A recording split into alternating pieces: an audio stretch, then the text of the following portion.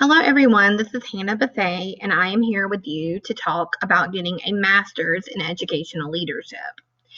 I achieved my degree in 2019, but my journey began in 2012 when I achieved my national board certification.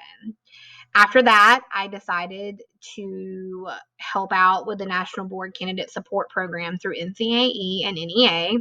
And then I started learning a little bit more about NEA and NCAE and all that during that time, and actually started working as a Common Core advocate in 2013, I think.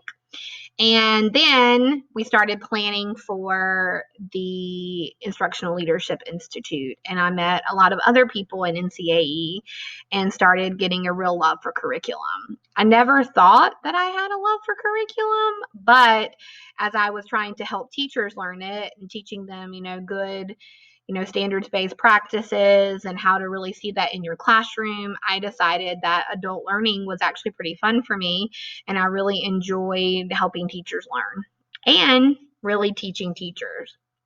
So I started looking around, and all of a sudden, this paper ended up in my mailbox at school, and it was from Queen's University, and they had an online master's in educational leadership.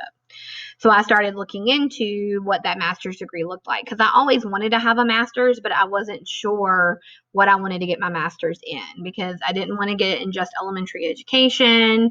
Reading looked okay for me because that's when I got my national boards in, but really, what could I do with that? So I decided that to further myself in education and to pursue that adult learning concept, that I should try the master's in educational leadership. And there was also an add-on licensure to be a school administrator if that's what I chose to do. So started it, and I actually had a friend join in with me, and we did it together, which was very helpful because it was nice having somebody I could call and text and ask, what they were doing for a project or anything like that. I loved Queen's University. I learned a lot through them. Basically, educational leadership masters is basically about being in a school administrator and learning the roles and how to support teachers, and you learn some educational law and things like that. So it was very interesting to kind of learn the other side of things, and why sometimes we'll be like, why did my principal do that today? Well, you can kind of see through this program why they would have to do something like that.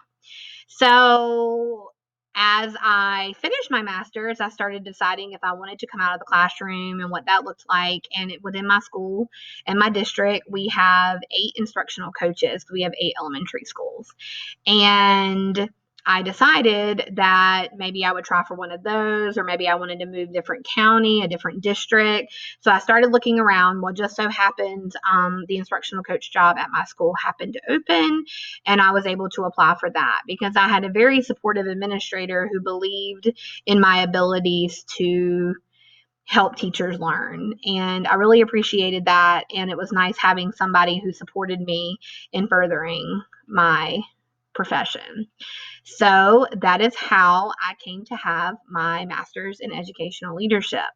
I hope that helps. Reach out if you have any questions. Thank you so much.